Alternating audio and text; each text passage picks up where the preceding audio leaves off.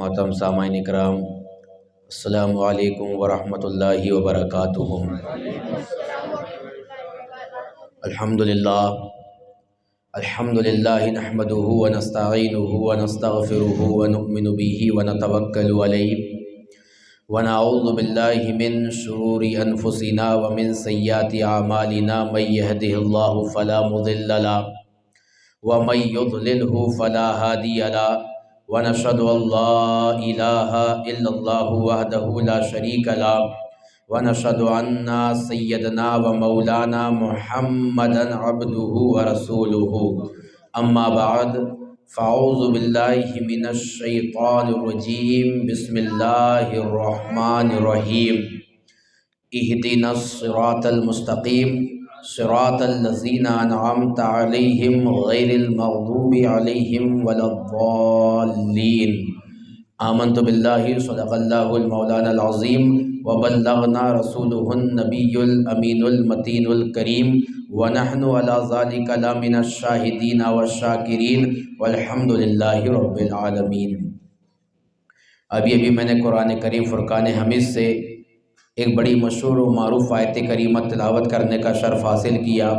آئی اس میں کچھ گفتگو سے قبل اندھیری قبر میں کام آنے والے آقا، دوزخ سے بچانے والے آقا، جام کوثر پلانے والے آقا، ہم غریبوں کے غمخوار مدنی تاجدار، دونوں عالم کے مالک و مختار نائب پروردگار احمد مجتبیٰ محمد مصطفیٰ صلی اللہ تعالی علیہ وآلہ وسلم کی بارگاہ رسالت میں جھوم جھوم کر، لبوں کو چوم چوم کر درود و سلام کا نذرانہ پیش کریں۔ اللہ رب محمد صلی اللہ علیہ وسلم، نحن عباد محمد صلی اللہ علیہ وسلم، صلاۃ و سلام علیکہ سیدی یا رسول اللہ صلی اللہ تعالی علیہ وسلم۔ ایک مرتبہ نبی اور آل نبی پر بآواز بلند تشریف کا نذرانہ پیش کریں۔ اللہ رب محمد صلی اللہ علیہ وسلم، نحن عباد محمد صلی اللہ علیہ وسلم، صلاۃ و سلام علیکہ سیدی یا رسول اللہ صلی اللہ تعالی علیہ وسلم۔ محترم سامعین اکرام، یہ بیچ میں جگہ خالی ہے، آپ تمامی حضرات سے گزارش ہے کہ آگے تشریف لے کر آ جائیں، جو ادھر بیٹھے ہیں وہ ادھر آ جائیں تاکہ آمنا سامنا ہو تو سننے سنانے کا مزہ الگ ہو۔ آگے تشریف لے کر آ جائیں تاکہ جو پیچھے آ رہے ہیں ان کو بیٹھنے میں دقت نہ ہو، جو پیچھے آتے رہیں گے وہ پیچھے بیٹھتے رہیں گے، آپ پہلے آ گئے، آپ آگے تشریف لے کر آ جائیے اور محبتوں کے ساتھ درود شریف پڑھ لیجئے۔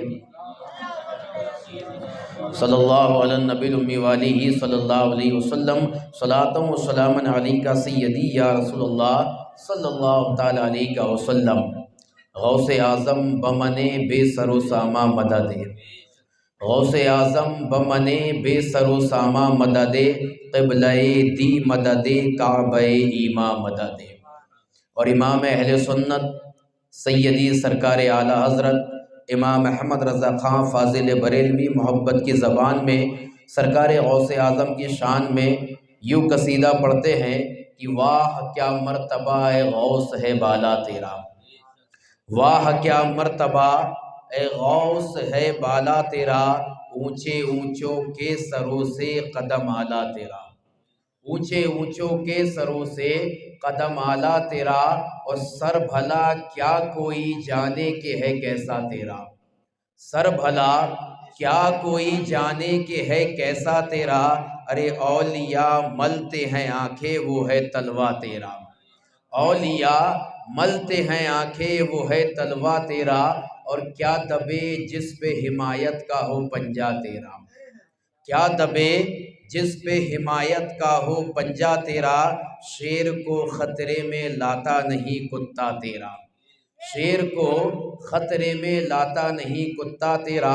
اور غوث اعظم بغداد میں، ان کے غلام ہندوستان میں، تو آگے کہتے ہیں کہ میری قسمت کی قسم کھائیں سگانے بغداد، میری قسمت کی قسم کھائیں سگانے بغداد، ہند میں بھی رہوں دیتا رہوں پہرا تیرا، ہند میں بھی رہوں دیتا رہوں پہرا تیرا، اور تجھ سے در در سے سگ اور سگ سے ہے مجھ کو نسبت، تجھ سے در در سے سگ اور سگ سے ہے مجھ کو نسبت، میری گردن میں بھی ہے دور کا ڈورا تیرا، میری گردن میں بھی ہے دور کا ڈورا تیرا۔ اور جب ڈورا آ گیا ہے تو آگے اعلیٰ حضرت کہتے ہیں اس نشانی کے جو سگ ہیں وہ نہیں مارے جاتے، اس نشانی کے جو سگ ہیں وہ نہیں مارے جاتے، حشر تک رہے میرے گلے میں پٹا تیرا، حشر تک رہے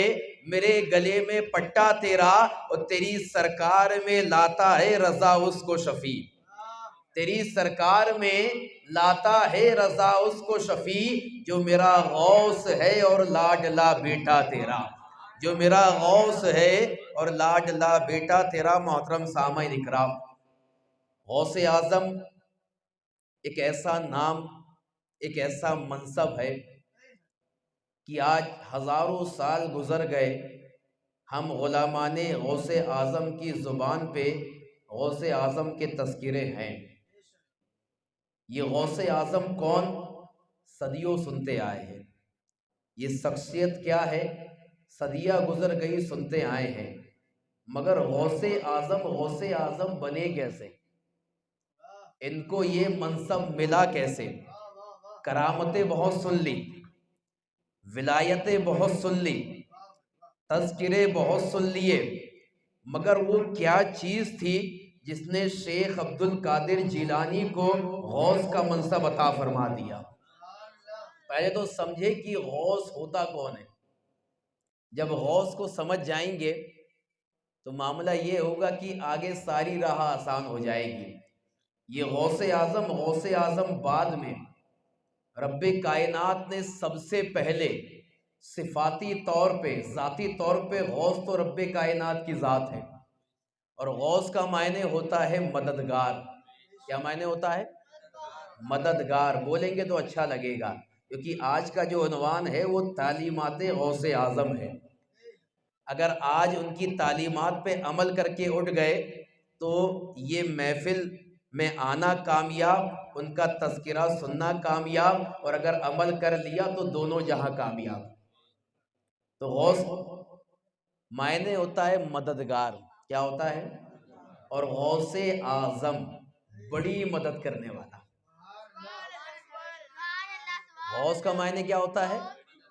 مددگار، اور جب اعظم آ گیا تو اعظم کا معنی ہوتا بڑا، بزرگی والا، بلندی والا۔ جب غوث اعظم کہہ دیے تو بڑی مدد کرنے والے۔ چھوٹی موٹی مدد تو ان کے غلام کر دیتے ہیں۔ غوث ایسے نہیں بنے ہیں، جب ان کے غلام چھوٹی موٹی مدد کر دیتے ہیں تو پھر غوث اعظم ہے، بڑی مدد کرنے والے۔ تو رب کائنات نے صفاتی طور پہ اگر غوث کا صحرا سب سے پہلے کسی کے سر پہ رکھا تو وہ تھے ابو البشر حضرت آدم علیہ السلام۔ یہ دنیا کے پہلے آدمی، پہلے انسان، اور جب روئے زمین پر آئے تو غوث بن کر آئے۔ کیا کر کے آئے؟ غوث بن کر آئے۔ اب اس کے بعد جو نبیوں کا سلسلہ چلا ہے تو رب نے نبیوں میں سے چند نبی کو غوث کا منصب عطا فرمایا، اور وہ چلتا ہوا صفاتی طور پر میرے نبی تک پہنچا، اور میرے نبی امام الانبیاء، ان کو بھی رب کائنات نے غوث کا منصب عطا فرمایا، اور غوث وہی ہوتا ہے جو مدد کرنے والا ہوتا ہے۔ تو میرے نبی سے مدد کرنے، میرے نبی جو مدد کرتے ہیں ان سے بڑا بھی کوئی مدد کرنے والا ہے، ان سے بڑا بھی کوئی مددگار ہے۔ تو رب کائنات نے اپنے نبی کو بھی غوث کا منصب عطا فرمایا، اور جب وہاں سے غوثیت چلی تو اب اگر میں گناؤں تو وقت اسی میں گزر جائے گا۔ وہاں سے جب سلسلہ چلا اور نسب میرے نبی کا چلا تو غوث اعظم پہ آ کے رکا، اور غوث اعظم وہاں سے غوث اعظم ہوئے۔ اور پھر معاملہ یہ ہوا کہ غوث اعظم ابھی پیدا نہیں ہوئے ہیں، مگر ان کے تذکرے میرے نبی کے زمانے سے چل رہے ہیں۔ غوث اعظم کو ابھی کوئی جانتا نہیں ہے، مگر ان کے تذکرے ہر زمانے میں چلتے آ رہے ہیں۔ ایک مرتبہ سرکار دو عالم صلی اللہ علیہ وسلم حضرت فاطمۃ الزہرا رضی اللہ تعالی عنہا کے گھر پہ تشریف لے کر آئے۔ خلاف معمول جب آتے تھے تو حضرت امام حسین چھوٹے تھے، انہیں محبت کیا کرتے تھے، مگر اس دن جب آئے تو خلاف معمول امام حسن کو محبت کرنے لگے، امام حسین کو پیار کرنے لگے۔ اور پھر معاملہ وہ ہے کہ اس گھر میں تشریف لے کر آ رہے ہیں استاد زمن برادر اعلیٰ حضرت کہتے ہیں کہ بے اجازت جن کے گھر جبریل بھی آتے نہیں، قدر والے جانتے ہیں قدر شان اہل بیت۔ وہ حضرت فاطمہ الزہرا رضی اللہ تعالی عنہا کا وہ کاشانہ اقدس کہ جب وہاں حسنین کریمین ہو، جب وہاں سرکار دو عالم صلی اللہ علیہ وسلم کی ذات ہو، وہاں پر خود مولائے کائنات ہو، اور ساتھ میں آپ کی بیٹی فاطمہ الزہرا رضی اللہ تعالی عنہا ہو، تو جب یہ ایک جگہ جمع ہوتے ہیں تو بیدم وارسی کہتے ہیں بیدم یہی تو پانچ ہے مقصود کائنات، بیدم یہی تو پانچ ہے مقصود کائنات، خیر النساء حسین و حسن مصطفیٰ علی۔ تو کہنا کیا چاہ رہے ہیں، اس شعر کی تشریح سمجھو کہ یہ جب پانچ تن ایک جمع ہوتے، ایک جگہ جمع ہوتے ہیں تو کائنات سمٹ کے وہیں آ جاتی ہے، اور جب الگ ہوتے ہیں تو پھر ایک کائنات بن جاتی ہے۔ تو کہا بیدم یہی تو پانچ ہے مقصود کائنات، خیر النساء حسین و حسن مصطفیٰ علی۔ تو خلاف معمول آئے، حضرت امام حسن کو پیار کرنے لگے۔ اب ٹکٹکی لگا کر حسین دیکھ رہے ہیں، حضرت فاطمہ دیکھ رہی ہے، آپ کبھی پیشانی کو چومتے ہیں، کبھی رخسار کو چومتے ہیں، کبھی آپ سینے سے لگاتے ہیں، یہ منظر حضرت فاطمہ بھی دیکھ رہی ہے، یہ حسن امام حسین بھی یہ منظر دیکھ رہے ہیں۔ جب پیار کر کے فارغ ہوئے تو حضرت فاطمہ رضی اللہ تعالیٰ عنہ کہتی ہے کہ اے بابا جان، جب آپ آتے تھے تو ہمیشہ حسین کو پیار کرتے تھے، آج معاملہ یہ ہے کہ حسین ٹکٹکی لگا کر دیکھ رہا ہے، آپ نے حسین کی طرف توجہ نہیں کی، آج آئے ہیں تو خلاف معمول حسن کو اٹھا لیا ہے اور بڑے شہزادے کو پیار کر رہے ہیں، یہ معاملہ سمجھ میں نہیں آیا۔ تو میرے سرکار مسکرائے اور مسکرا کر کہا کہ اے فاطمہ، جب میں آیا تو میں نے دیکھا کہ حسن کی پیشانی پہ ایک نور چمک رہا ہے، اور مجھے جبریل نے خبر دی کہ رب نے فرمایا ہے کہ اے نبی، آپ کا جو چھوٹا شہزادہ ہے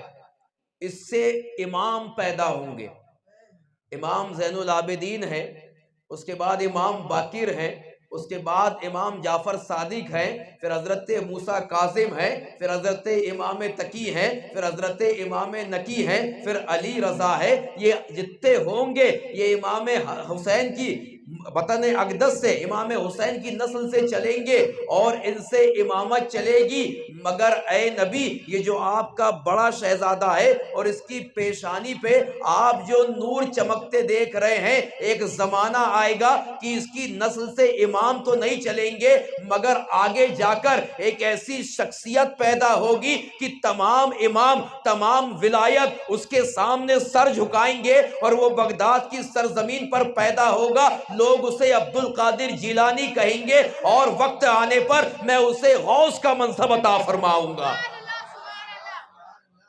تو ابھی غوث اعظم پیدا نہیں ہوئے ہیں مگر تذکرے چل رہے ہیں۔ غوث اعظم کے تذکرے سرکار کے زمانے میں، امام حسین کے زمانے میں، حضرت زین العابدین کے زمانے میں، اس کے بعد جو آپ کا سلسلہ نسب چلا، تو جب تک غوث اعظم پیدا نہیں ہو گئے، ہر زمانے میں آنے والی ہر شخصیت نے آپ کا تذکرہ کیا ہے۔ اور جب آپ پیدا ہوئے جیلان کی سرزمین پر، باپ آپ کے ولایت کے پیکر، ماں آپ کی تقبہ و طہارت کی پیکر، جب آپ پیدا ہو رہے ہیں تو ولی صفت مادرزاد ولی پیدا ہو رہے ہیں، مگر غوث اعظم پیدا ہوتے سے تعلیم دے رہے ہیں، اے میرے آنے والے غلاموں سنو، مجھے یہ جو منصب ملا ہے خاندان ہونے کی وجہ سے نہیں ملا ہے، یہ جو منصب ملا ہے باپ کی ولی ہونے کی وجہ سے نہیں ملا ہے، یہ جو منصب ملا ہے میری ماں کے تقوی و طہارت ہونے کی وجہ سے نہیں ملا ہے، یہ جو مجھے ولایت اور یہ غوث کا منصب ملا ہے یہ مجھے آل رسول ہونے کی وجہ سے نہیں ملا ہے، یہ رب کائنات کی بارگاہ میں نے مشاہدے کیے ہیں، میں نے مجاہدے کیے ہیں، میں نے ذکر و اذکار کیے ہیں، میں نے مراقبے کیے ہیں، میں نے رب کائنات کی بارگاہ میں تسبیح و تحلیل کی ہے، راتوں کو جاگ کر اس کی بارگاہ میں عبادتیں کی ہے، اور عبادت کرنے کے بعد جب رب کائنات مجھ سے راضی ہو گیا تب مجھے یہ منصب عطا فرمایا ہے۔ تو غوث اعظم تو ولی صفت، جب مادر زاد ولی پیدا ہو رہے ہیں تو کیا ضرورت تھی عبادت کرنے کی، کیا ضرورت تھی؟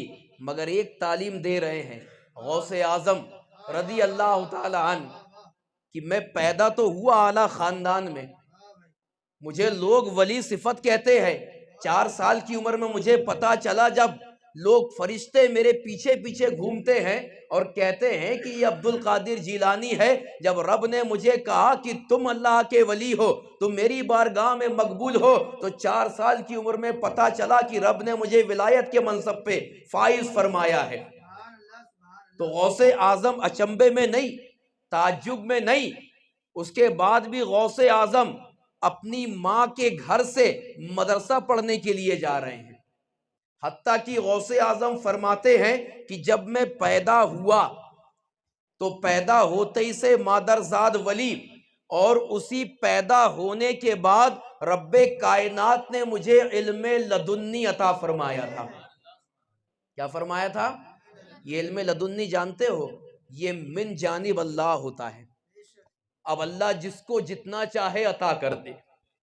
اور اس کے بعد آپ آگے فرماتے ہیں کہ میری ننھی سی عمر ہے مگر رب کائنات نے مجھے علم لدنی کے 70 دروازے عطا فرمائے، اور آگے آپ اپنی کتاب کے اندر خود فرماتے ہیں ایک دروازے کا معاملہ یہ ہے، اس کی مسافت یہ ہے کہ زمین سے آسمان تک، علم لدنی کے 70 دروازے، اور ایک دروازے کا معاملہ یہ ہے کہ زمین سے لے کے آسمان تک اتنی مسافت کا ایک منزل ہے، اور ایک دروازہ علم لدنی کا ہے، ایسے 70 دروازے رب کائنات نے مجھے عطا فرمائے ہیں۔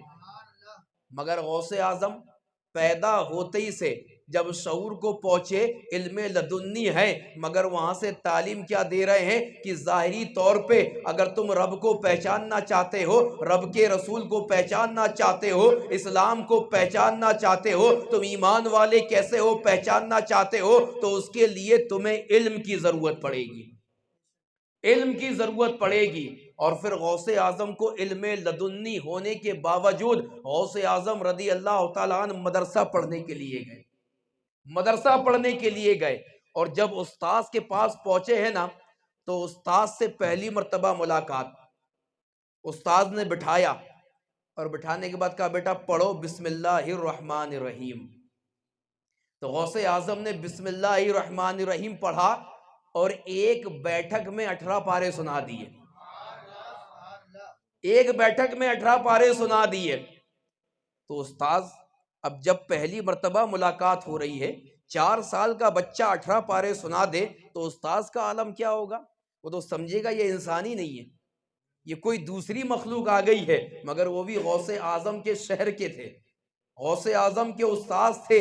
کہا بیٹا جس مدرسے سے 18 پارے پڑھ کے آئے ہو 12 بھی وہیں سے حفظ کر لو، جس مدرسے سے 18 پارے پڑھ کے آئے ہو 12 بھی وہیں سے حفظ کر لو، پورا قرآن مکمل ہو جائے گا۔ تو غوث اعظم نے بدستہ استاذ کی بارگاہ میں کہا کہ یا سیدی، اے میرے استاد، یہ میں نے کسی مدرسے میں نہیں پڑھا ہے، کسی استاذ کے پاس نہیں پڑھا ہے، بظاہر کسی درسگاہ میں نہیں پڑھا ہے، یہ میں نے اپنی ماں کے شکم میں 9 مہینے رہ کر یاد کیا ہے، 9 مہینے۔ اب استاذ اور اچنبے میں، کیا ایسا ہو سکتا ہے کہ کوئی بچہ ماں کے شکم میں رہ کے قرآن یاد کر لے، قرآن یاد کر لے؟ مگر یہاں غوث اعظم تعلیمات دے رہے ہیں، اور معاملہ یہ ہے کہ اگر سائنس کی روح سے دیکھے تو ڈی این اے متاثر ہوتا ہے۔ کیا ہوتا ہے؟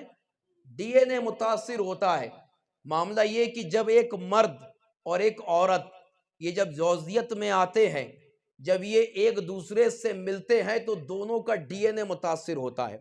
اور اگر سائنس کی روح سے دیکھیں تو اگر ان دونوں کے اندر کوئی بیماری ہے تو اسی بیماری کو لے کر بچہ دنیا میں پیدا ہوتا ہے. اسی بیماری کے ساتھ، یہ الگ سے نہیں آتی ہے، اسی ڈی این اے سے متاثر ہوتی ہے. مگر معاملہ یہ ہے کہ جو حرکات باپ کے اندر ہوگی، جو حرکات ماں کے اندر ہوگی، اسی حرکات کے ساتھ بچہ اس دنیا میں جنم لیتا ہے. تو معاملہ یہ ہے کہ حضرت غوث اعظم رضی اللہ تعالی عنہ کی ماں تقویٰ و طہارت کی پیکر، تبھی تو باپ نے کہا تھا کہ آنکھ سے اندھی ہے، کان سے بہری ہے، زبان سے گونگی ہے، ہاتھ سے لولی ہے، پیر سے لنگڑی ہے. تو بتانے کا مقصد کیا تھا؟ آنکھ سے اندھی اس لیے بتایا گیا کہ ان آنکھ سے کبھی غیر محرم کو نہیں دیکھا. کان سے بہری اس لیے کہا گیا کہ کبھی غیبت ان کانوں سے نہیں سنی. ہاتھ سے لولی اس لیے کہا گیا کسی حرام کی طرف ان ہاتھوں کو نہیں بڑھایا. اور پیر سے لنگڑی اس لیے کہا گیا کہ ان پیروں سے کبھی اس قدم کو اپنے گھر سے باہر، اپنے گھر کی دہلیز سے باہر نہیں نکالا. تو کہا گیا کہ یہ تقویٰ و طہارت کی پیکر، شرم و حیا کی پیکر. اور باپ کا معاملہ یہ ہے کہ ایک سیب کے لیے 12 سال رکھوالی کر رہے ہیں تاکہ معافی مل جائے، رب کی بارگاہ میں شرمسار نہیں ہونا پڑے. تو معاملہ یہ ہے کہ جو رکھوالی کروا رہا وہ بھی ولی، جو کر رہا ہے وہ بھی ولی، اور جو بیٹی ہے وہ بھی ولیہ. تو ولی ولی کو پہچانتا ہے. تو 12 سال رکھوالی اس لیے کرائی کہ شادی تک پہنچ جائے، شادی کی عمر تک پہنچ جائے. ایسا لڑکا پھر مجھے دوبارہ نہیں ملے گا جو ایک سیب کے لیے 12 سال رکھوالی کر لے اور معافی مانگنے کے لیے میری چوکھٹ تک آ جائے. تو ولی کو ولی نے پہچان لیا اور بیٹی کے لیے اس بیٹے کو منتخب کر لیا. اور جب شادی ہوئی ہے اور تقویٰ و طہارت اور شرما حیا کے پیکر ملے تو پھر رب کائنات نے بھی کسی ایرے گہرے شخصیت کو پیدا نہیں فرمایا، پیدا فرمایا تو شیخ عبد القادر جیلانی جیسی شخصیت کو پیدا فرمایا. اور تقویٰ و طہارت کا معاملہ یہ ہے کہ فرمایا ماں کے پیٹ سے میں نے 18 پارے حفظ کر لیے. تو استاد نے پوچھا معاملہ کیا ہے؟ کوئی ماں کے پیٹ میں بھی 18 پارے حفظ کر سکتا ہے؟ تو کہا ہاں، میری ماں کا معاملہ یہ تھا. اب غوث اعظم یہاں سے تعلیمات دے رہے ہیں اور استاذ کو بتا رہے ہیں کہ معاملہ یہ ہے کہ میری ماں جب صبح کو اٹھتی تو اٹھنے سے پہلے نماز پڑھا کرتی تھی، اور نماز پڑھنے کے بعد انہی پاروں کی تلاوت کیا کرتی تھی. اور صرف یہاں تک محدود نہیں، اب جب وہ کچن میں جا رہی ہے، وہ مطبخ میں جا رہی ہے، جب وہ کھانا پکاتی تھی تو زبان پہ کوئی گانے نہیں ہوتے تھے، کوئی ترانے نہیں ہوتے تھے، کوئی کہانیاں نہیں ہوتی تھی، کوئی قصے نہیں ہوتے تھے. اگر وہ کام بھی کر رہی ہے، اگر وہ کھانا بھی پکا رہی ہے تو انہی زبان پہ رب کائنات کے کلام کی آیتیں ہوا کرتی تھی. اگر گھر میں جھاڑو لگا رہی ہے تو وہ جھاڑو لگاتے لگاتے زبان پہ کوئی قصے کہانی نہیں، اسی کلام اللہ کی آیتیں ہوا کرتی تھی. اگر بستر جھاڑ رہی ہے تو کلام اللہ کی تلاوت، اگر سونے جا رہی ہے تو کلام اللہ کی تلاوت، اگر اٹھ رہی ہے تو کلام اللہ کی تلاوت. حتیٰ کہ میری ماں کا ہر لمحہ کلام اللہ کی تلاوت سے سرشار تھا. اور جب میں اپنی ماں کی شکم میں آیا تو 9 مہینے میں نے ہر لمحہ اپنی ماں کو قرآن پڑھتے سنا. اس کے علاوہ میری ماں دوسرا کام نہیں کرتی تھی. تو رب نے مجھے یہ عظمت عطا فرمائی کہ اسی ماں کے شکم میں نے رہ کر 18 پاروں کو تلاوت کر کے انہیں یاد کر لیا.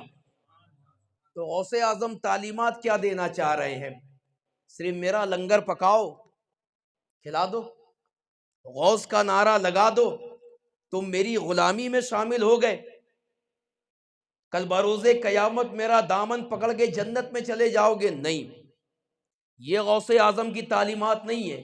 کرامت تو سنتے سنتے زندگی گزر گئی، مگر کبھی تعلیمات پہ غور و فکر کیا ہے کہ غوث اعظم کی تعلیمات کیا ہے؟ غوث اعظم بچپن میں تعلیمات دے رہے ہیں اور بتا رہے ہیں کہ اگر تم شیخ عبد القادر جیلانی کو اگر جاننا چاہتے ہو پہچاننا چاہتے ہو یہ منصب پر کیسے پہنچے، تو پہلے دیکھو کہ ان کا نسب کہاں تک جا رہا ہے، ان کا معاملہ کہاں تک جا رہا ہے، اور ان کے گھر کا معاملہ کیا ہے۔ کیونکہ تعلیمات صرف وہاں تک محدود نہیں رہتی ہے، تعلیمات ماں باپ سے ملتی ہے، تعلیمات ماں باپ سے ملتی ہے، ادب ماں باپ سکھاتے ہیں۔ حتیٰ کہ جو ماں کی گود میں بچہ آتا ہے تو ابتدائی تعلیم ماں سکھاتی ہے۔ آج ہمارا بچہ ڈانسر پیدا ہو رہا ہے، آج ہمارا بچہ سنگر پیدا ہو رہا ہے، آج ہمارا بچہ بدبخت پیدا ہو رہا ہے، آج ہمارا بچہ نافرمان پیدا ہو رہا ہے، تو یہ اس کا جرم نہیں ہے، یہ جرم ان کے گھر کے ماں باپ کا ہے۔ کیونکہ بچے کی تعلیم گود میں آنے کے بعد چالو نہیں ہوتی، بچے کی تعلیم ماں کے شکم میں آتے سے ہی چالو ہو جاتی ہے۔ جب بچہ ماں کے شکم میں پرورش پانے لگتا ہے اس وقت سے بچے کی تعلیمات چالو ہو جاتی ہے، اور تعلیمات وہ ماں کے پیٹ میں رہ کر سیکھتا ہے۔ اب جو حرکات ماں کی ہوگی، جو حرکات باپ کی ہوگی، اسی حرکات کے ساتھ بچہ پیدا ہوگا، اسی حرکات کے ساتھ۔ تو غوث اعظم اس لیے نہیں بن گئے کہ انہوں نے عبادت و ریاضت کی، ان کے ساتھ ساتھ اس میں ہنر ان کی ماں کا بھی ہے، اس میں ہنر ان کے باپ کا بھی ہے، کہ تعلیمات ایسے ملی، ان کو راستہ ایسے دکھایا گیا کہ اس راستے پہ چل کے جب ان نے مراقبہ کیا، ان نے مجاہدہ کیا، ان نے رب کائنات کی عبادت کی، تو ماں باپ کی تعلیمات کے صدقے میں اور عبادت کے عوض رب کائنات نے شیخ عبد القادر جیلانی کو غوث کا منصب عطا فرما دیا۔ آج اگر ہمارے گھر کی ماں اور بہن ایسی ہو جائے تو ہر گھر میں ایک ولایت کا پیکر پیدا ہو سکتا ہے، ایک اللہ کا ولی پیدا ہو سکتا ہے۔ مگر آج معاملہ یہ ہے کہ ہم نے گھر کو تو ڈانسنگ بنا کے رکھ دیا ہے، ہم نے سنگنگ بنا کے رکھ دیا ہے، ہم نے سنیما ہال بنا کے رکھ دیا ہے، ہم اپنے گھر کے اندر نہ جانے کون کون سے خرافات کرتے ہیں، اور اسی چیز کو سیکھ کر آج ہمارا بیٹا، آج ہماری بیٹی بے ادب ہوتے نظر آ رہے ہیں، بدبخت ہوتے نظر آ رہے ہیں۔ ان کو ادب کیا ہے نہیں پتا، ان کو اسلام کیا ہے نہیں پتا، ایمان کیا ہے نہیں پتا، بس معاملہ یہ ہے کہ بس جو ان کو ظاہری طور پر دکھا دیا گیا وہیں تک محدود ہے۔ اور پھر معاملہ یہ ہے کہ بچے کیسے پڑھیں گے جب ماں باپ پڑھتے نہیں ہیں، جب ماں باپ علم سے آشنا نہیں ہیں، جب ماں باپ علم والے نہیں رہیں گے تو بچے کیا خاک علمدہ پیدا ہوں گے۔ تو آج معاملہ یہ ہے کہ صدیاں گزر گئی، 11ویں کرو، 11ویں کا مہینہ آ جائے اور لنگر پکا کے کھلا دو، بس یہیں تک محدود۔ مگر آؤ غوث اعظم کی تعلیمات، غوث اعظم اپنی کتاب غنیت الطالبین کے اندر لکھتے ہیں کہ جو میرا غلام میری 11ویں کرتا ہے، کیا کرتا ہے؟ میری 11ویں کرتا ہے، اور شریعت کو پامال کرتا ہے، تو اس کی ایک مثال غوث اعظم نے اپنی کتاب کے اندر لکھی کہ اس کی مثال ایسی ہے کہ ایک پریگننٹ عورت، ایک حاملہ عورت 9 مہینے اپنے شکم میں بچے کو رکھتی ہے۔ کتنے مہینے؟ 9 مہینے۔ اور معاملہ یہ ہوتا ہے کہ 9 مہینے بڑی حفاظت کرتی ہے اس کی، کئی معاملہ یہ نہ ہو کہ اسے تکلیف پہنچ جائے تو صبح سے شام تک، شام سے رات تک معاملہ یہ ہوتا ہے کہ بڑی حفاظت کرتی ہے اس کی۔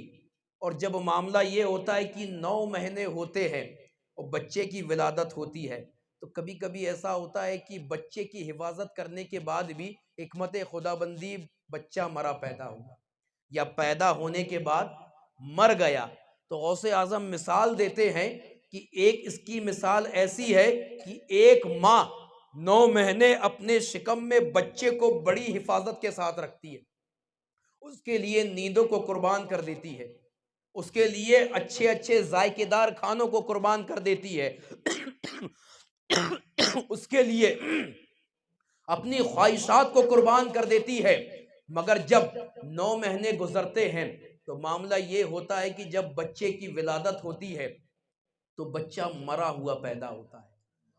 تو جب بچہ مرا ہوا پیدا ہوا تو 9 مہینے کی محنت اس کی رائے گا، 9 مہینے کی رائے گاہ چلی گئی، یعنی غوث اعظم مثال دیتے ہیں کہ 9 مہینے کے بعد گود بھی کھا لی، پیٹ بھی کھا لی، گود بھی کھا لی، پیٹ بھی کھا لی، نہ اسے بچہ ملا نہ محنت کا پھل ملا۔ تو بلا تمثیل جب تم غوث اعظم کے نام پہ لنگر کرتے ہو تو تم لاکھوں روپے لنگر میں لٹا دیتے ہو، تمہارا پیسہ بھی جاتا ہے، تمہاری محنت بھی جاتی ہے، اور نیت تمہاری یہ رہتی ہے کہ اس کے عوض مجھے اجر و ثواب ملے گا۔ تو صبح سے شام تک تم نے غوث کے نام پہ لنگر پکایا، فجر کی اذان ہوئی تم نے ترک کر دیا، ظہر کی اذان ہوئی تم نے ترک کر دیا، عصر کی اذان ہوئی تم نے ترک کر دیا، حتیٰ کہ مغرب عشاء چلی گئی تم صرف بنانے اور کھلانے میں رہ گئے، اور شریعت خدا بندی کو تم نے پامال کر دیا۔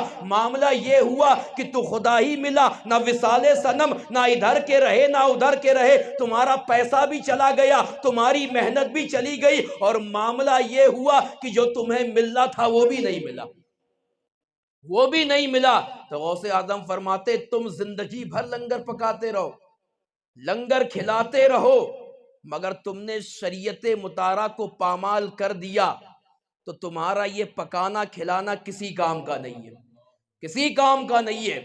آؤ اب پکانے کھلانے کی بات آئی ہے تو سنو، ہم غوث اعظم کے مرید اپنے آپ کو کہتے ہیں نا، ارے بولو نا، ہیں حقیقی مرید ہیں۔ آئیے حقیقی مرید کیسے کہتے ہیں۔ ایک غوث اعظم کی بارگاہ میں ایک چور آیا۔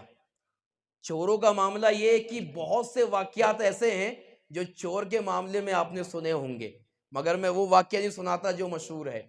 یا معاملہ چور کا وہ ہے کہ وہ آیا اور بڑا عجیب چور آتی سے کہتا حضور میں چور ہوں، میرا پیشہ چوری ہے، مگر میں آپ کے ہاتھ میں بیعت ہونے، آپ سے مرید ہونے آیا ہوں۔ تو کہا بہت اچھی بات ہے، ہاتھ بڑھاؤ۔ ان نے ہاتھ بڑھایا، غوث اعظم نے ہاتھ بڑھایا، اور جیسی ہاتھ میں ہاتھ لینا چاہا تو اس چور نے ہاتھ کو کھینچ لیا۔ کہا حضور بیعت تو ہو جاؤں گا، مرید تو ہو جاؤں گا، مگر میری 2 شرط ہے۔ کیا شرط ہے؟ 2 شرط ہے۔ کہا میں چوری کرتا ہوں، مسجد کا منہ نہیں دیکھا، کبھی نماز نہیں پڑھی، مرید آپ کر لو مگر ابھی بھی نماز نہیں پڑھوں گا، پہلی شرط۔ اور دوسری شرط چوری کرنا نہیں چھوڑوں گا۔ تو غوث اعظم تھے، شریعت کے پابند تھے۔ آج کا معاملہ یہ نہیں کہ تم کسی بھی پیر کو پکڑ لو، اذان ہو رہی ہے یہ مرغا مسلم اڑانے میں ہے، اذان ہو رہی ہے یہ مریدوں سے پیر دبوانے میں ہے، اذان ہو رہی ہے، کہا ہماری نماز تو روحانی طور پر ہوتی ہے۔ مگر آؤ غوث اعظم کی تعلیمات کیا ہے۔ ایک شخص غوث اعظم کی بارگاہ میں آیا اور اس نے یہ سوچ کر آیا کہ میں نے غوث اعظم کے بارے میں سنا ہے کہ ان سے ہر لمحہ کرامت ظاہر ہوتی ہے۔ کیا ہوتی ہے؟ کرامت ظاہر ہوتی ہے، کوئی کرامت دیکھوں گا تو مرید ہو جاؤں گا۔ تو 6 مہینے کی طویل مدت تک آپ کی خانقاہ میں رہا، مگر 6 مہینے میں تعجب خیز بات یہ کہ کوئی کرامت ظاہر نہیں ہوئی، اور وہ 6 مہینے کے بعد جانے لگا۔ تو جاتے جاتے الوداعی ملاقات کے لیے آیا، تو غوث اعظم نے کہا آئے تھے، آنے کا سبب نہیں بتائے، جا رہے ہو جانے کا سبب نہیں بتائے، آئے کس وجہ سے تھے، جا رہے کیوں ہو، کم سے کم سبب تو بتاؤ۔ تو وہ کہتا حضور میں نے سنا تھا کہ ہر لمحہ آپ سے کرامت ظاہر ہوتی ہے، تو یہ نیت لے کر آیا تھا کوئی کرامت دیکھوں گا تو مرید ہو جاؤں گا۔ تو غوث اعظم مسکرائے کہ تو نے 6 مہینے رہا کرامت نہیں دیکھی، 6 مہینے رہا کرامت نہیں دیکھی؟ کہ سن یہ بتا 6 مہینے میں تنہیں مجھے کبھی نماز چھوڑتے ہوئے دیکھا؟ کہ حضور نہیں دیکھا۔ کہ حکم خدا بندی کو پامال کرتے ہوئے دیکھا؟ کہ حضور نہیں دیکھا۔ کہ شریعت مطہرہ کو پامال کرتے ہوئے دیکھا؟ کہ حضور نہیں دیکھا۔ کہ سنت مصطفیٰ کو چھوڑتے ہوئے دیکھا؟ کہ حضور نہیں دیکھا۔ کہ اسلام کو پس پس ڈالتے ہوئے دیکھا؟ کہ حضور نہیں دیکھا۔ کہ مجھے بتا کہ مجھے اسلام کے خلاف کوئی کام کرتے ہوئے تو نے ان 6 مہینوں میں دیکھا؟ کہ حضور نہیں دیکھا۔ تو غوث اعظم فرماتے ہیں پھر بتا اس سے بڑی بھی کوئی کرامت ہے؟ پھر اس سے بڑی بھی کوئی کرامت ہے؟ اور آگے آپ ارشاد فرماتے ہیں سن، اگر تو کسی کو دریا میں چلتا ہوا دیکھے تو کسی کو ہوا میں اڑتا ہوا دیکھے تو ولی مت سمجھ لینا جب تک یہ نہ دیکھ لے کہ وہ شریعت کا پابند ہے یا نہیں۔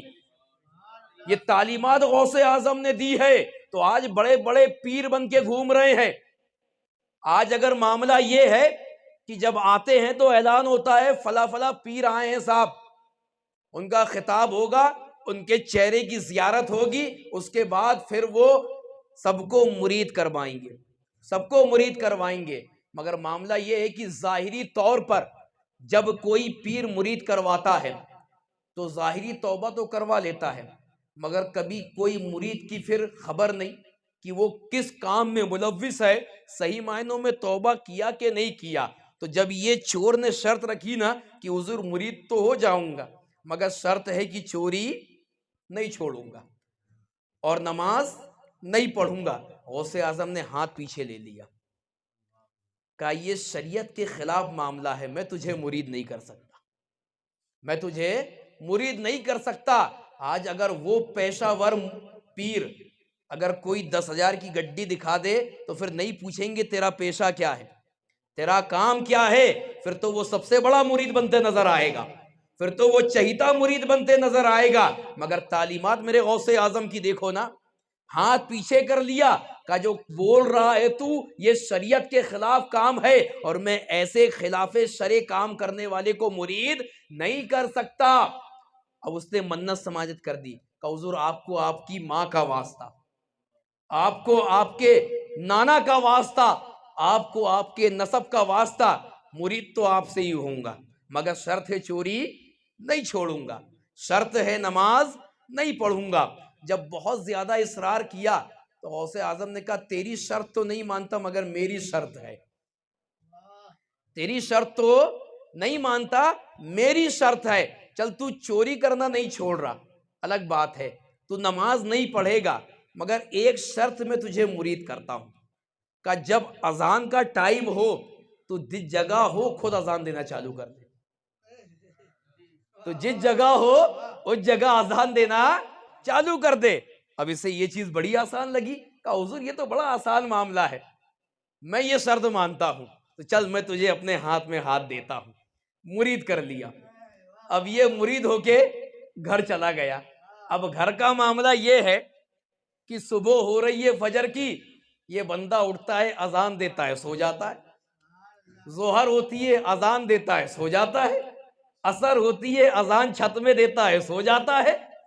4-5 دن گزر گئے، اس کی بیوی آئی کہ پگلا گئے ہو، اذان دیتے ہو سو جاتے ہو، اگر اذان ہی دینا ہے تو جا کے مسجد میں دو، اذان ہی دینا ہے تو جاؤ مسجد میں دو تاکہ تمہاری اذان سن کے دوسرے نماز پڑھنے، اور پھر اذان دیتے ہو سو جاتے ہو۔ مسجد جاؤ اذان دو تو کم سے کم نماز بھی پڑھو گے، نماز بھی پڑھو گے۔ تو کہا تم نہیں جانتی میں نے غوث اعظم سے وعدہ کر کے آیا اذان ہی دوں گا، اذان ہی دوں گا۔ اچھا، تو کہا 4-5 دن گزر گئے ہیں، اب جو عورت وہ بھی جانتی تھی کہ گھر کا گزارا چوری سے چلتا ہے، تو کہا 4-5 دن ہو گئے ہیں، کم سے کم نکلو باہر، کچھ چور وہ چوری ووری کر کے لے کے آؤ تو کم سے کم گھر کا گزارا چلے، چولہا جلے۔ تو کہا چوری کرنے تو چلا جاؤں گا مگر مسئلہ یہ ہے کہ اذانوں کا ٹائم ایسا بنا ہوا ہے اور میں وعدہ کر کے آیا ہوں کہ جب جب اذان کا ٹائم ہوگا اذان دوں گا۔ اب چوری کرنے اس لیے نہیں نکلتا، اگر اذان کا ٹائم ہو گیا تو اذان کا ٹائم ہو گیا تو چوری چھوڑ کے اذان دینا پڑے گا، چوری چھوڑ کے اذان دینا پڑے گا، اسی وجہ سے ابھی تک نہیں گیا۔ تو کہا ایسے کیسے کام چلے گا؟ جب بیوی نے اصرار کی تو نکلا ایک رات میں، اور اسے ایک بہانہ سوجا کہ یار عشاء سے فجر کا ٹائم بڑا طویل ہے، تو یہ ٹائم میں چوری ہو سکتی ہے، اور چوری اکثر رات میں ہوتی ہے۔ اس نے اپنا سامان باندھا اور ایک بڑے گھر میں جہاں سونا چاندی اشرفیہ رکھی ہوئی تھی وہاں پر اس نے اپنے رسی کو ڈالا، چڑھا، اترا، اور اترنے کے بعد جہاں تجوری رکھی ہوئی تھی وہاں پر گیا، دروازے کو کھولا۔ اب معاملہ یہ ہے کہ اشرفیہ ہیں، سونا ہے، چاندی ہے، کوئی پتی اور پیڑ نہیں تھے کہ اٹھا اٹھا کے بھر لیتا۔ اب اس نے کہا کہ یار بڑا قیمتی سامان ہے، تو اس نے اپنے جھولے کو کھولا اور بڑی احتیاط سے ڈالنے لگا، بڑی احتیاط سے۔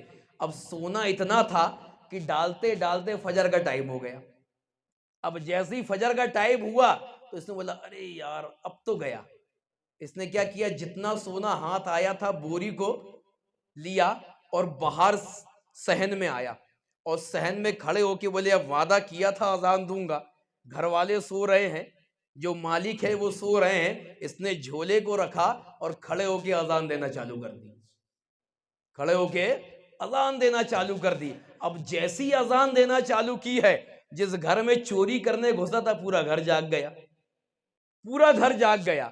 اب جب اسے ڈر لاحق ہوا کہ یار اذان کی آواز سن کے سارا گھر جاگ گیا ہے، تو اس نے کیا کیا، اذان کے بعد 2 رکعت نیت کر لی نماز کی اور نماز پڑھنا چالو کر دیا۔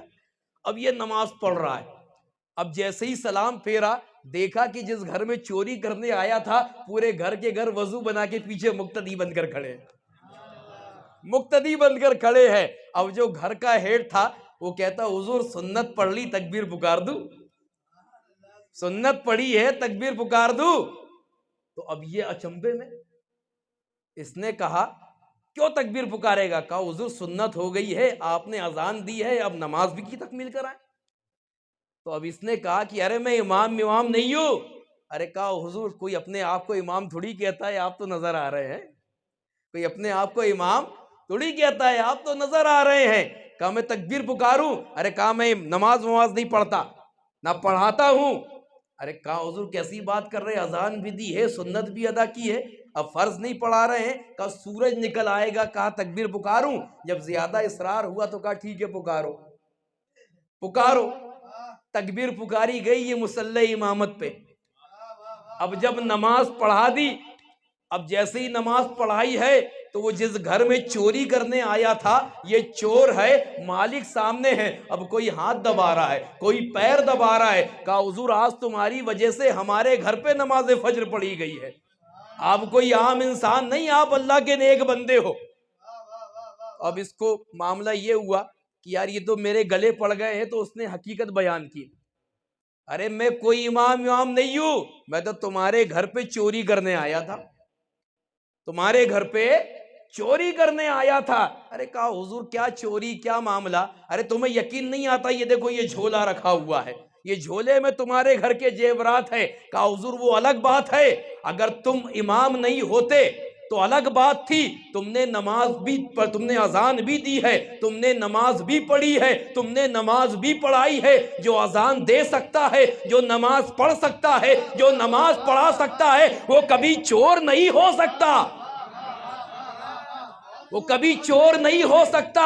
اب جی یہ معاملہ ادھر ہو رہا تھا اور غوث اعظم حجرے میں ملاحظہ فرما رہے تھے، مرید بیٹھے ہوئے ہیں، غوث اعظم فرماتے مرید پھنس گیا، مرید پھنس گیا، میں نے تو اذان کا اسے وظیفہ بتایا تھا، یہ نماز تک پہنچ گیا، نماز کا وظیفہ بتایا تھا اذان کا، یہ نماز تک پہنچ گیا۔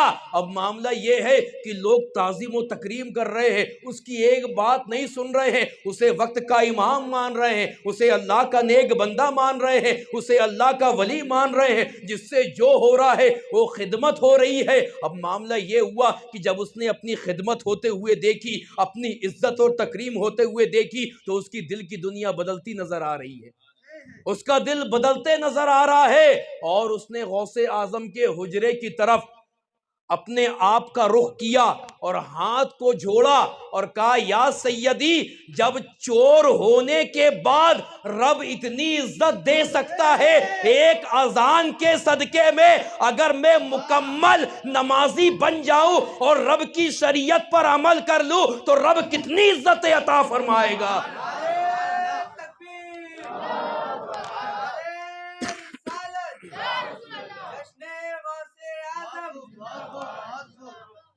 تو یہ غوث اعظم کا معاملہ ہے۔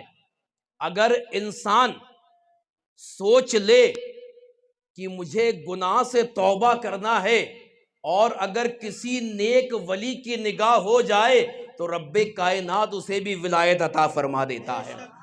اور یہی تعلیمات غوث اعظم ہمیں صدیوں سے دیتے آ رہے ہیں، مگر تم نے اس تعلیمات کو نہیں سمجھا، تم نے صرف کرامت کو دیکھ لیا، تم نے صرف سیرت کو دیکھ لیا، مگر غوث اعظم رضی اللہ تعالی عنہ یہ غوث بنے کیسے؟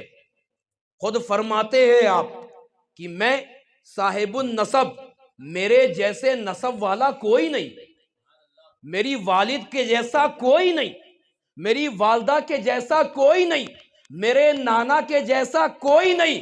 رب نے جو مجھے مرتبہ عطا فرمایا، میرے بعد ایسا مرتبہ کسی کو نہیں۔ مگر اس کے بعد بھی جب رب کائنات کی بارگاہ میں نے مشاہدے کیے، میں نے مراقبے کیے، تو میں جنگلوں میں گیا، اور جنگل میں 3 سال جنگلوں کی خاک کو چھانا ہے۔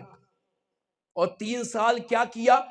3 سال میں بھوکا رہا، اور بھوک جب مجھے زیادہ ستاتی تو میں پیڑ کے پتے کو کھایا کرتا تھا، میں زمین کی گھاس کو کھایا کرتا تھا، اور ان سے اپنے پیٹ کی بھوک کو بجھا کر پھر رب کائنات کی عبادت کیا کرتا تھا۔ اور جب میں 3 سال کے بعد رب کائنات کی بارگاہ میں مقبول ہوا، اور جب مجھے حکم ہوا کہ اے شیخ عبد القادر جیلانی جنگلوں سے نکلو اور بغداد کی سرزمین پر جا کر تم میری مخلوق تک میرا پیغام پہنچاؤ، تو جب میں چلنے لگا تو میں نے دیکھا کہ ایک دبلا پتلا کمزور انسان پیڑ سے ٹیک لگا کر بیٹھا ہوا ہے، اور مجھے آواز دے رہا ہے اے شیخ عبد القادر جیلانی ذرا اپنے ہاتھ کا سہارا دے دو، تاکہ تمہارے ہاتھ کا سہارا مل جائے تو میں کھڑا ہو سکوں۔ تو جیسے ہی میں نے اسے اپنا ہاتھ کا سہارا دیا اور کھڑے کیا تو وہ تندرست ہو گیا، وہ توانا ہو گیا، اور اس نے کہا کہ اے شیخ عبد القادر جیلانی مجھے پہچانتے ہو؟ ارے میں دین اسلام ہوں، دین اسلام۔ لوگوں نے مجھے پسے پست رکھ کر، مجھے اپنے پیروں تلے پامال کر کر کمزور کر دیا تھا، مگر اے شیخ عبد القادر جیلانی رب نے تمہیں وہ مرتبہ عطا فرمایا ہے، رب نے تمہیں وہ منصب عطا فرمایا ہے کہ آج تمہارے ہاتھوں کی برکت سے پھر مجھ میں توانائی آ گئی ہے، پھر مجھ میں عروضیت آ گئی ہے، پھر مجھ میں بلندی آ گئی ہے۔ تو جیسے ہی شیخ عبد القادر جیلانی غوث اعظم رضی اللہ تعالی عنہ نے اسے ہاتھ پکڑ کر اٹھایا، اسی وقت سے آپ کا لقب محی الدین ہو گیا، یعنی دین کو زندہ کرنے والا۔ کیا کرنے والا؟ دین کو زندہ کرنے والا۔ تو کیا سمجھے یہاں سے غوث اعظم کی بات کو سمجھے؟ وہ انسان جو اس پرفتن دور میں کسی تک دین کی ایک بات پہنچا دے، دین کا ایک مسئلہ پہنچا دے، تو وہ اسی کے مثل ہے کہ اس نے دین کو زندہ کر دیا، اس نے دین کو زندہ کر دیا۔ مگر معاملہ یہ ہے کہ ہم خود دین سے نا آشنا ہے، دین کے قوانین سے نا آشنا ہے، تو پھر معاملہ کیا ہوگا؟ غوث اعظم تو مادرزاد ولی، مگر خود فرماتے ہیں کہ جب میں بغداد واپس آیا تو میرا معاملہ یہ تھا کہ میں رات میں عشاء کے وضو سے صبح فجر کی نماز پڑھایا کرتا تھا، اور ایسا عمل میں نے 40 سال کیا ہے۔ کتنا کیا ہے؟ 40 سال۔ تو غوث اعظم کی تعلیمات یہ نہیں کہتی لنگر پکا رہے ہو، لنگر کھلا رہے ہو تو تم بھی رات میں جاگو۔ غوث اعظم فرماتے ہیں اے میرے غلام، تو صرف اتنا کر لے، اگر میرا سچا غلام بننا چاہتا ہے، جو دن میں 5 وقت اذان ہوتی ہے نا، اس کا جواب دے دے اور رب کی بارگاہ میں جا کے سر کو جھکا لے، تیرے لیے یہی کافی ہوگا، تیرے لیے یہی کافی ہوگا۔ اور یہی غوث اعظم کی تعلیمات ہے۔ آپ فرماتے ہیں کہ اگر کوئی بے نمازی مر جائے، یہ تعلیمات غوث اعظم ہے، کوئی بے نمازی مر جائے اسے مسلمان کے قبرستان میں دفن نہ کیا جائے۔ یہ کون فرما رہا ہے؟ غوث اعظم فرما رہے ہیں۔ اب تم 11ویں کرتے رہو نا، تم لنگر پکاتے رہو نا، مگر معاملہ یہ ہے کہ تمہارا لنگر پکانا، تمہارا 11ویں کا کھانا کھلانا اس وقت تک قابل قبول نہیں ہے جب تک مکمل شریعت پہ عمل نہ ہو جائے، جب تک شریعت کے پابند نہ ہو جاؤ۔ تو غوث اعظم فرما رہے ہیں اس وقت تمہارا کھانا کھلانا کام نہیں آئے گا، اس وقت کام آئے گا تو شریعت مصطفیٰ کام آئے گی۔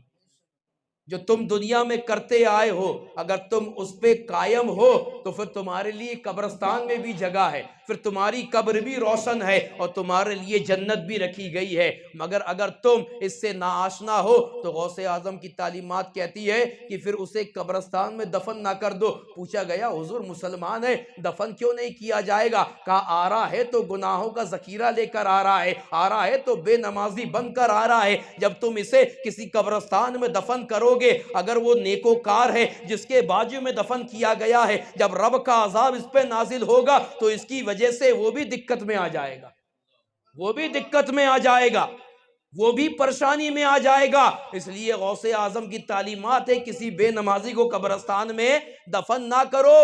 تو کہا گیا پھر کیا کیا جائے؟ تو کہا اس کے لیے نہ کفن ہے نہ نماز جنازہ ہے۔ بے نمازی کے لیے نہ کفن ہے، اس کے حال زار پہ چھوڑ دو، چھوڑ دو۔ یہ غوث اعظم کی تعلیمات ہے۔ اب بھی کہو گے نماز نہیں پڑھیں گے، اور پھر کہو گے غوث اعظم کے غلام ہیں، غوث اعظم کے غلام۔ اور ایک تعلیمات اور سنیں اسی نماز کے مسئلے میں، فرمایا کہ وہ نماز جو انسان کے دل کا نور ہے، فرمایا گیا میرے نبی کی حدیث ہے، اگر تمہارے دہلیز کے سامنے سے ایک نہر جاری ہو اور تم 5 مرتبہ اس میں غسل کرو تو یہ بتاؤ تمہارے جسم میں کوئی میل رہے گا؟ بولیے نا، میل رہے گا؟ تو بلا تمثیل میرے نبی تشبیہ دیتے ہیں کہ جو دن میں 5 مرتبہ نماز پڑھتا ہے اس کا معاملہ ایسا ہے کہ گناہ اس کے جسم سے ایسے جھڑ جاتے ہیں جیسے آج ہی ماں کے پیٹ سے پیدا ہوا ہو، ماں کے پیٹ سے پیدا ہوا ہو۔ تو معاملہ یہ غوث اعظم فرماتے ہیں کہ ایک بے نمازی ادھر سے آ رہا ہو، ایک بے نمازی ادھر سے آ رہا ہو، یعنی ایک طرف سے آ رہا ہو، اور ایک طرف سے غلیظ کتا کیچڑ میں بھرا ہوا آ رہا ہو، اور تم ادھر سے جا رہے ہو۔ اب تمہیں چننا ہے کہ تم بے نمازی کے باجو سے گزرو گے یا وہ غلیظ کتے کے باجو سے گزرو گے۔ تو غوث اعظم فرماتے ہیں کہ بے نمازی کی نحوست کا معاملہ یہ ہے کہ جب وہ نماز نہیں پڑھتا تو جب نماز نہیں پڑھتا اللہ اور اس کے فرشتوں کی لعنتیں نازل ہوتی ہیں، لعنتیں برستی ہیں۔ تو غوث اعظم فرماتے ہیں اگر تمہیں چننا ہو تو تم غلیظ کتے کا راستہ چن لینا، کیونکہ جب تم اس کے بازو سے گزرو گے تو صرف تمہارے کپڑے گندے ہوں گے، اور نہانے کے بعد تمہارا جسم بھی پاک ہو جائے گا، تمہارا لباس بھی پاک ہو جائے گا۔ مگر اگر بے نمازی کے بازو سے گزر گئے تو جو لعنتیں اس کے اوپر رب اور فرشتوں